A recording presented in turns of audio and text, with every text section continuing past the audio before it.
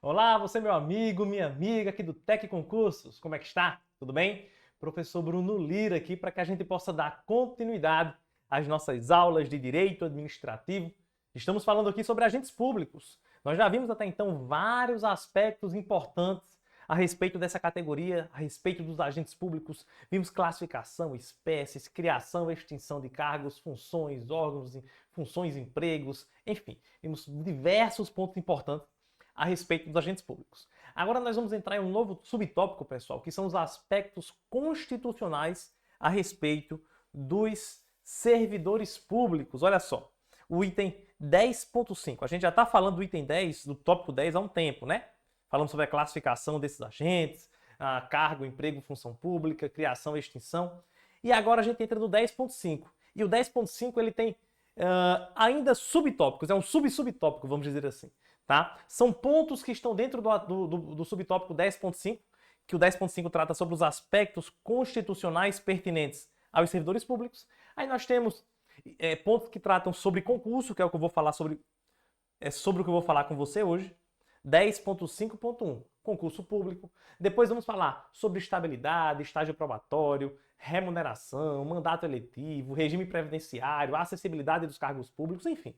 Tem diversos pontos importantes para a gente conversar dentro desses aspectos constitucionais pertinentes aos servidores públicos. Pergunto assim, professor, onde estão, professor, esses aspectos constitucionais pertinentes? Meu amigo, é o capítulo lá da administração pública que está na Constituição Federal, do artigo 37 ao 41. É isso que a gente vai analisar aqui, tá? O artigo 37 ao artigo 41 da Constituição Federal. Vamos analisar os principais pontos que estão dentro desse capítulo, tá? No que se refere aos tópicos, aos pontos que eu tenho aqui na nossa árvore do Tec Concursos, vamos trabalhar aqueles incisos que são de maior importância do artigo 37 e os demais artigos também. Beleza? Show de bola? Então vamos aqui, meus amigos, iniciar a nossa preparação. Tá aqui meu Instagram, sempre deixo à sua disposição porque é o nosso meio de contato. Você vai lá, manda sua dúvida, aproveita e me segue para acompanhar meu conteúdo também. Mas vai lá, manda tua dúvida e assim que possível eu estou te respondendo. Combinado? Simbora, pessoal, vamos lá. Gente, o artigo 37 da Constituição Federal inicia assim seu caput, cabeça do artigo, né? E o caput, essa cabeça do artigo, importantíssima para fins de prova. Inclusive, desse caput do artigo 37, nós extraímos os princípios constitucionais da administração pública. O famoso LIMP, que a gente estuda lá no início do direito administrativo. Ele é extraído daqui, ó, artigo 37 caput. Ele diz assim: a administração pública, direta e indireta, de qualquer dos poderes da União, Estados, DF e municípios, obedecerá àqueles princípios que a gente já estudou, que são os princípios do LIMP: legalidade, impessoalidade, moralidade, publicidade e eficiência. E também ao seguinte, então, o artigo 37 ele é importantíssimo, ele traz vários incisos que caem em prova, pode cair em prova tanto de direito administrativo, como também de direito constitucional, tá? Perceba, a administração pública direta e indireta. Então, esses princípios que a gente está vendo aqui, as regras que nós vamos ver nos incisos do artigo 37, são aplicáveis, meus amigos, a toda a administração pública, seja direta ou indireta. Seja direta ou indireta. Seja também, meus amigos, qualquer administração pública de qualquer dos poderes. Poder executivo deve obedecer, legislativo deve obedecer, judiciário deve obedecer. Da União, todos os entes federados, tá? A administração pública direta e indireta de qualquer dos poderes da União, Estados, DF e municípios. Todos eles, ou seja, toda a administração pública deve obediência aos princípios da legalidade. A administração pública só pode fazer aquilo que está previsto em lei. Impessoalidade, o agente público tem que ter uma atuação impessoal no exercício do cargo público. Moralidade, o agente público age de acordo com os preceitos de ética, de boa-fé e de honestidade. Publicidade, os atos da administração pública, os atos administrativos devem ser públicos ou acessíveis ao público. Eficiência, o agente público e a administração devem buscar fazer mais com menos. Então, esses princípios, a explicação deles bem mais detalhada, bem mais específica, você vai encontrar lá nos primeiros capítulos do nosso curso aqui do TEC, tá bom? Beleza? Ok, pessoal, vamos analisar alguns incisos importantes a respeito desse artigo 37, sobre concurso público nesta aula de hoje. O inciso 2 do artigo 37, ele diz assim, ó, a investidura em cargo ou emprego público, tá, pessoal? Depende de prévia aprovação em concurso. Gente, o concurso público, o primeiro ponto que a gente tem que destacar, o concurso público, ele é obrigação para o acesso a cargo público. Ô, professor, onde estão os cargos públicos? Opa, já te falei nesse capítulo aqui. Eu já te falei nesse capítulo de agentes públicos. Onde estão os cargos? O cargo público é aquele que está na pessoa jurídica de direito público. E o emprego público, professor? O emprego público é aquele que está nas PJs de direito privado da administração pública. Da administração indireta, especificamente. A regra é essa. Embora nós tenhamos alguns municípios ainda que, por não ter um regime próprio, um estatuto próprio do servidor, usam a CLT. Então, serão empregados públicos mesmo estando na administração direta, porque os municípios não têm um estatuto do servidor próprio ainda, então usa CLT. Mas isso é excepcional. A regra é que a PJ de direito público estatutário, cargo público, e as PJ de direito privado da administração indireta estarão sob o regime seletista, por isso serão empregados públicos. Mas, enfim, o cargo público ou emprego público depende da prévia aprovação em concurso. Então, a regra, meus amigos, a regra é que para você ir trabalhar na administração pública, seja ela direta ou seja ela indireta, você tem que fazer concurso. Tem que se submeter ao concurso público. Esse concurso, gente, ele é de provas ou de provas e títulos. Gente, muito importante aqui também. O concurso público ele pode ser só de provas. Só prova. Essa prova pode ser prova objetiva, pode ser prova subjetiva. É de provas o concurso. Discursiva, mas enfim. E provas ou de provas e títulos. Aqui já é outra coisa. Aqui é o seguinte. Possa ser que no seu concurso você tenha que se submeter a exames intelectuais de prova e além desse exame de prova, você se submeter também ao exame de títulos. O título é o quê, professor? Os títulos são exigidos, quando cobrados, são exigidos no edital. E aí, pessoal, cada título que você tiver, você vai ter vai ser atribuído uma nota específica. Por exemplo, o seu cargo é um cargo de nível superior. Mas se você tiver uma pós-graduação lato sensu, que é uma especialização, por exemplo, você vai ganhar 1 ponto, 5 pontos, 2 pontos, 3 pontos, enfim. Se você tem um mestrado, você ganha 10 pontos, um doutorado ganha 20. Experiência na função que é inerente ao cargo, 5 pontos, 10 pontos. Você participou de congressos, publicou artigos científicos. Então, a depender do cargo, nós temos uma prova de título e essa prova de título, o edital atribui uma pontuação a cada título que você tiver, tá? Agora, cuidado, pessoal. É muito comum prova de título em cargos de magistério, né? Em cargos de professor, por exemplo. Não é exclusivo, mas é muito comum no cargo de professor. Cargos da área jurídica também é comum. Gente, cuidado com uma coisa importante, vejam só. No concurso público, é necessário que haja provas. Tem que ter provas, tá, gente? Não pode ter concurso somente de títulos. Cuidado com isso, gente. Isso cai demais em prova. É vedado que haja concurso público apenas de títulos. Não pode de jeito nenhum. Tem que ter provas. Ou seja, ou o concurso público vai ser ou somente provas ou provas e títulos. Eu não posso ter um concurso apenas de títulos sem a prova. A prova é essencial, tudo bem? O que eu posso ter, gente, é um processo seletivo simplificado apenas de títulos. Aí beleza. Que a gente vai ver em outra situação aqui. Processo seletivo simplificado pode ser só de títulos. Mas concurso público tem que ter prova, tá? De acordo com a natureza, essas provas, pessoal, e títulos serão de acordo com a natureza e a complexidade do cargo ou emprego, lógico. As provas e os títulos, eles devem ser organizados aí no edital desse concurso e devem ser postos de acordo com a complexidade do cargo ou emprego, com a natureza do cargo ou emprego. As disciplinas da prova que vão ser cobradas, por exemplo, o edital tem que trazer disciplinas que sejam úteis para a atividade profissional daquela pessoa, que sejam úteis para aquele cargo, para aquele emprego. Não posso colocar uma disciplina aleatória. Os títulos devem ser títulos compatíveis com o exercício do cargo. Então, as provas e títulos serão de acordo com a natureza e a complexidade do cargo e emprego. Na forma prevista em lei, bacana destacar isso aqui, pessoal. Gente, todos esses requisitos para ingressar no cargo público, a possibilidade ou não de prova de títulos, por exemplo, de avaliação de títulos, tudo isso deve estar previsto na lei que cria o cargo, tá? Então a lei do cargo deve estabelecer essas distinções e esses requisitos. Ressalvadas, ponto importante aqui, vou até colocar um marca-texto. Ressalvadas as nomeações para cargo em comissão, que é declarado em lei de livre nomeação e exoneração. Gente, o cargo em comissão não precisa de concurso. O cargo em comissão, ele é de livre nomeação e exoneração. Ou seja, o cargo em comissão, gente, ele é aquele cargo que pode ser ocupado por pessoas estranhas à administração pública, por pessoas que não são servidoras públicas, por pessoas que não são detentoras de cargo efetivo, elas podem ocupar o cargo em comissão. Porque o cargo em comissão ele é de livre nomeação e livre nomeação. Livre nomeação e livre exoneração. Livre nomeação, ou seja, eu nomeio livremente, sem concurso, também eu exonero livremente, sem nenhum tipo de processo administrativo. Tudo bem? Beleza. Então aqui, inciso 2, tratando sobre concurso. Inciso 3, o prazo de validade do concurso público será de até 2 anos. Prazo de validade até 2 anos. Prorrogável uma única vez, por igual período. Pessoal, é o seguinte.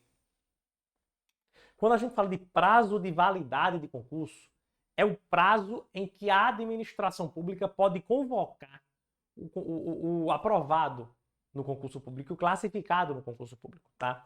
Quando ele diz assim, ó, o prazo de validade do concurso será 2 anos, o que é que nós vamos ter aqui? Vejam só. Quando começa esse prazo de validade, professor? Acontece da seguinte forma. Nós temos o resultado do concurso, ok. A partir da homologação do resultado, pessoal, vou colocar esse negócio direito aqui.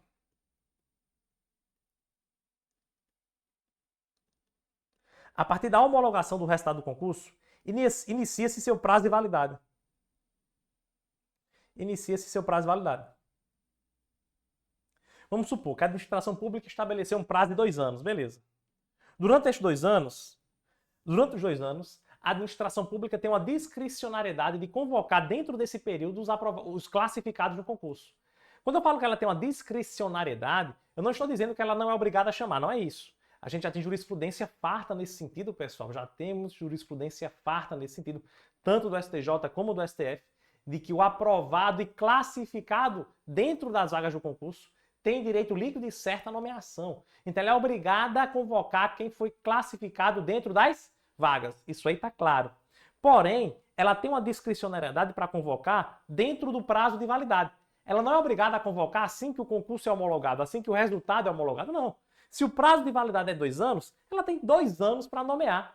O que importa é que ela tem que nomear dentro do prazo. Mas aí, dentro desse prazo, ela escolhe de maneira discricionária qual o momento mais oportuno para convocar o classificado, tá? Esse prazo, gente, ele é de até 2 anos, prorrogável por igual período.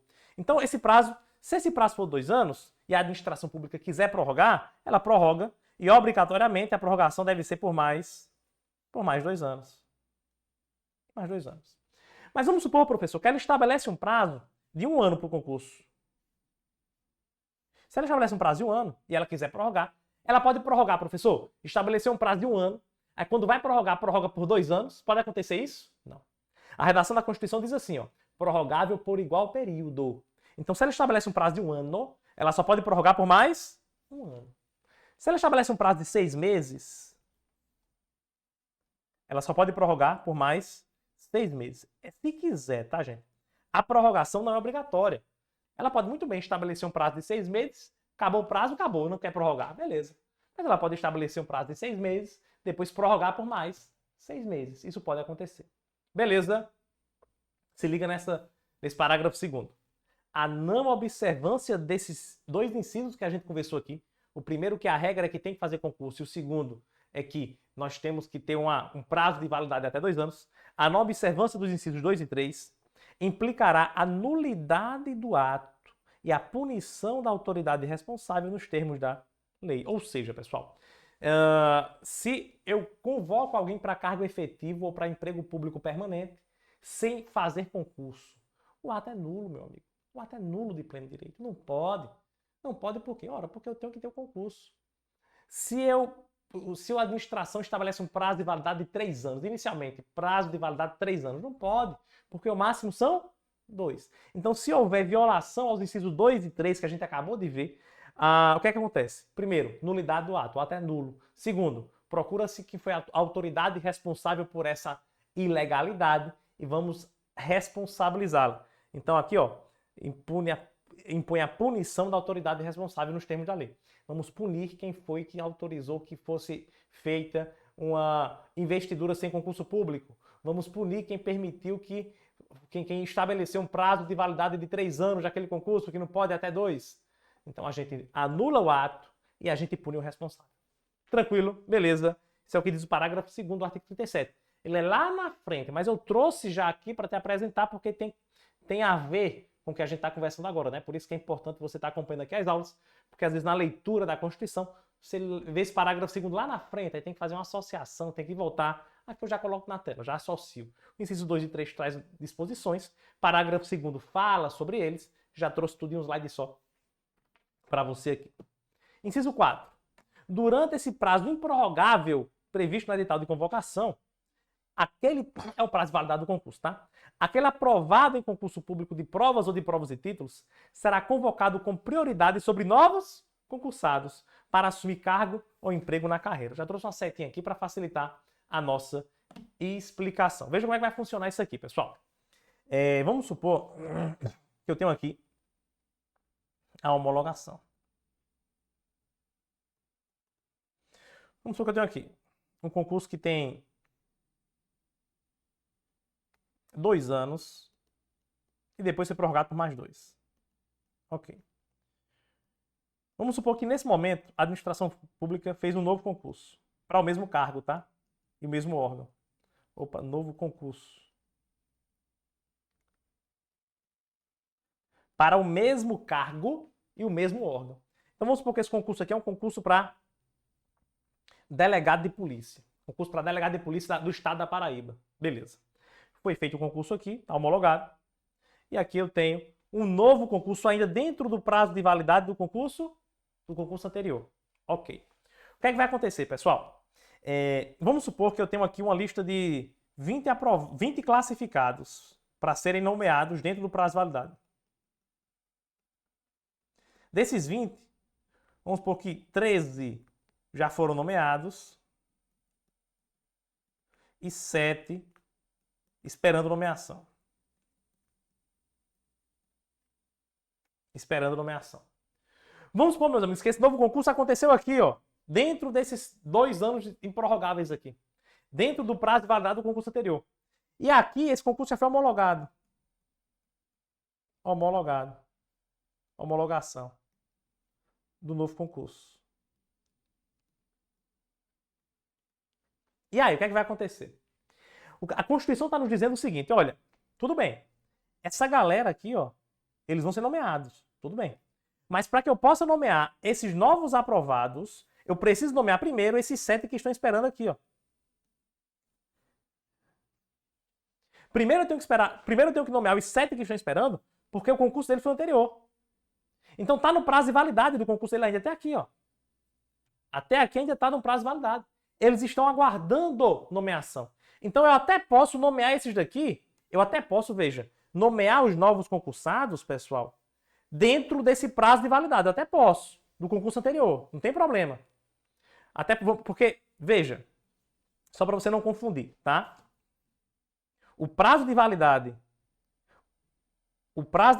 pessoal, desse novo concurso, ele está começando aqui. E aí vai terminar lá na frente.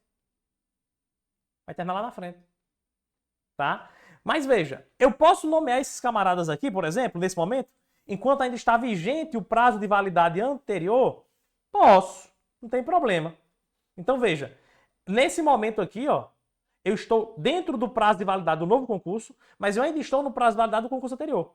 Então eu posso nomear os novos aprovados aqui? Posso, desde que eu já tenha nomeado esses 7 aqui, ó, que eu estava esperando. Então vamos supor, nesse período aqui, a administração nomeou os 7. Depois que nomeou os 7, show de bola. Ela pode nomear os novos. Não tem problema nenhum. Tranquilo? Então, repetindo a leitura do inciso 4 para você. Durante o prazo improrrogável previsto no edital de convocação, aquele aprovado em concurso público de provas ou de provas e títulos será convocado com prioridade sobre novos concursados para assumir cargo e emprego público na carreira. Esse inciso 4, pessoal, ele ainda é mais abrangente. Por que ainda é mais abrangente, professor? Ele diz assim, ó, perceba, aquele aprovado em concurso público anterior. Aprovado quer dizer não só os classificados, eu vou até fazer essa ressalva aqui, tá? Para não te confundir. Isso aqui são os 20 aprovados aqui.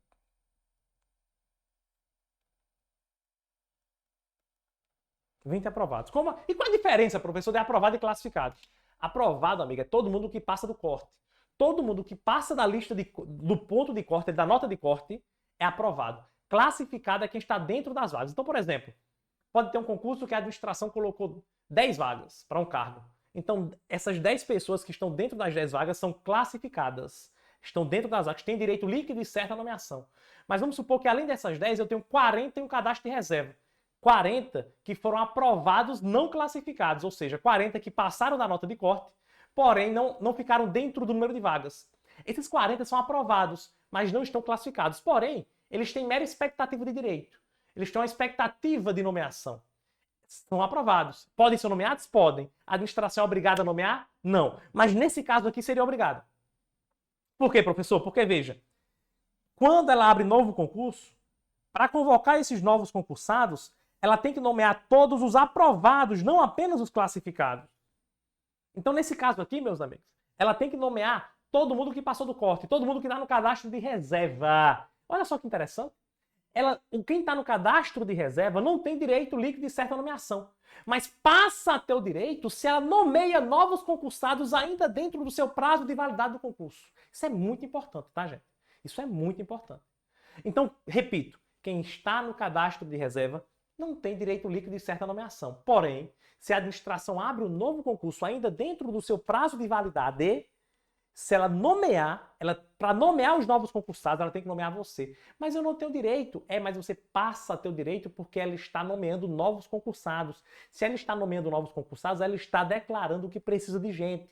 E se ela está declarando que precisa de gente, ela tem que dar prioridade a quem já fez anteriormente o concurso e quem está no cadastro de reserva esperando. Até mesmo em virtude, em busca do princípio da eficiência, da economicidade. Para que fazer um novo procedimento se eu tenho aprovados aqui? Beleza? Então é isso, tá? Então, dentro do prazo de validade, a prioridade são dos aprovados do concurso anterior.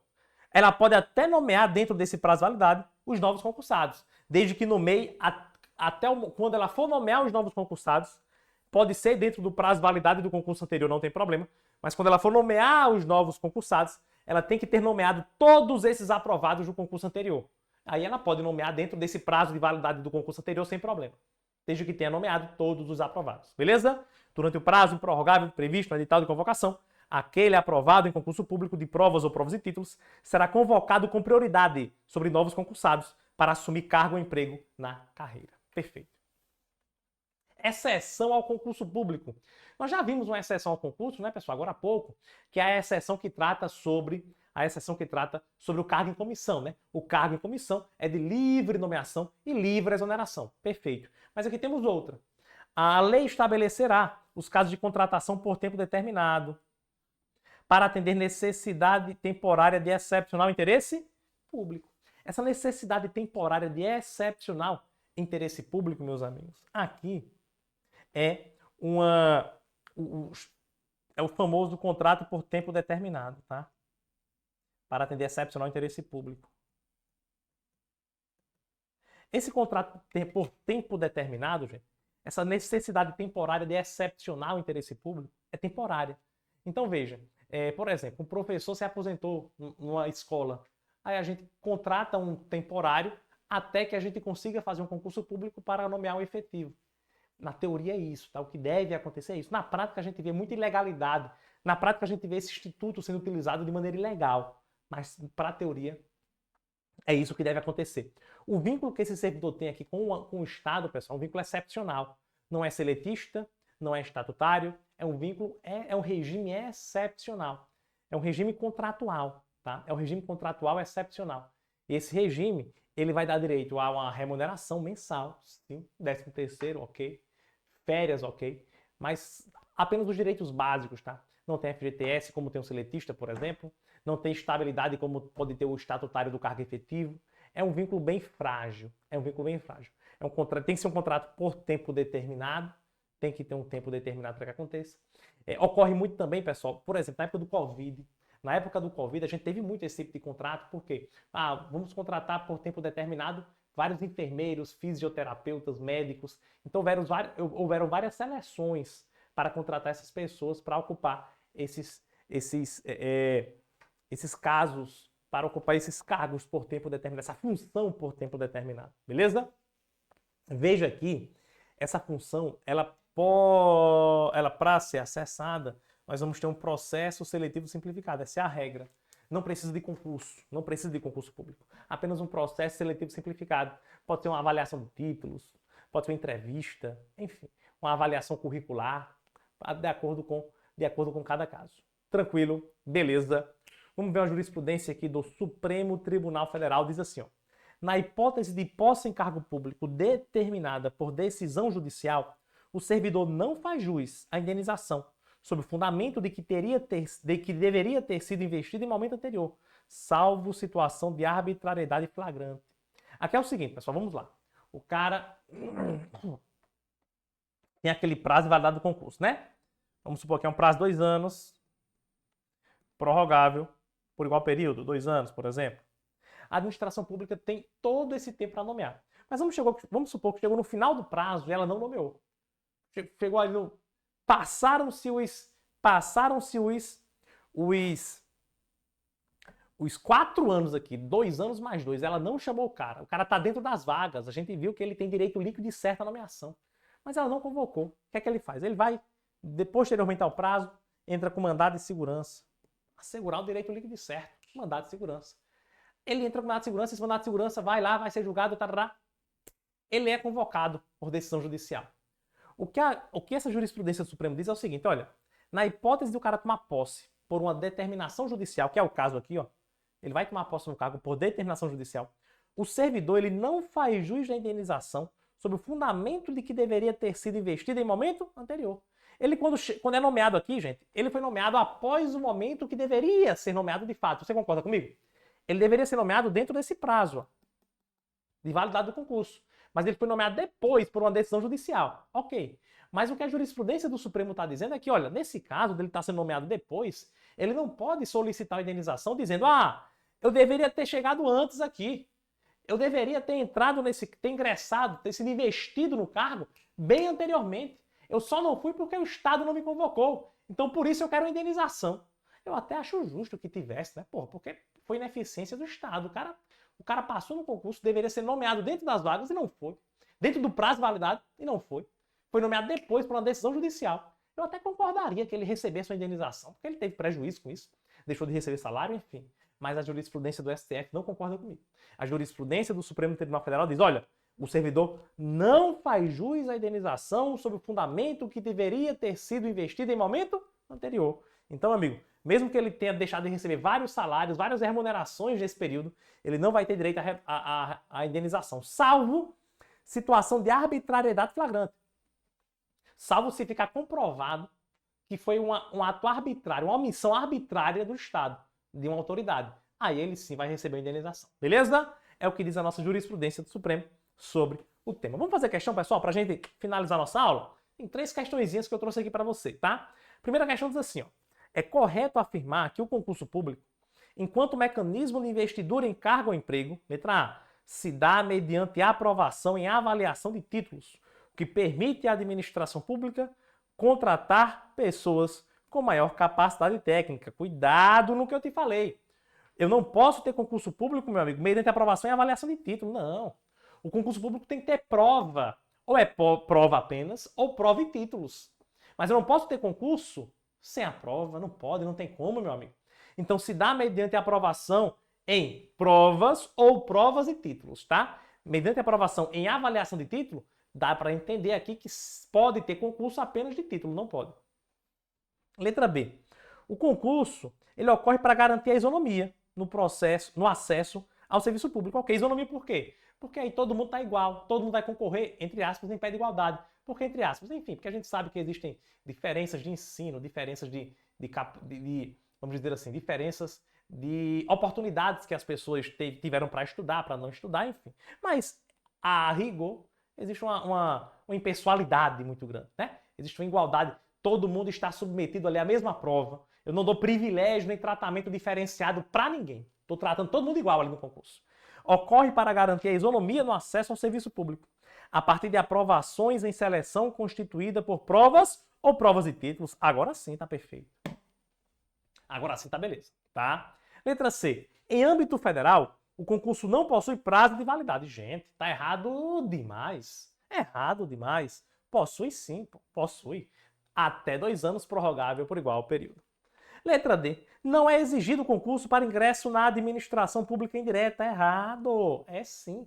O concurso público é para administração direta ou indireta. Cargo público ou emprego público. Essa é a regra. Você vai, por exemplo, você vai trabalhar no Banco do Brasil, que é uma sociedade de economia mista. Tem que fazer concurso? Com certeza.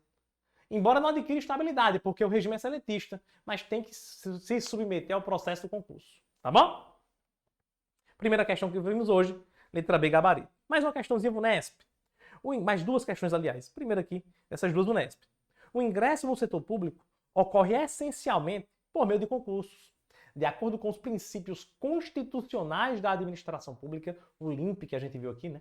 Qual deles é o principal no sentido de oferecer as bases que justificam os concursos? Gente, eu até cantei essa bola para você agora há pouco, né? Qual o princípio que fundamenta o concurso público? Veja, quando a gente fala sobre princípios, pessoal, e a gente cita uma situação na prova, a gente vê uma situação explanada pela banca na prova, uma conduta lá, ela pode caracterizar vários princípios ou violar vários princípios. É muito comum em questão de princípio você ver uma conduta de um agente violando o princípio. A pergunta no final diz assim, qual foi o princípio violado?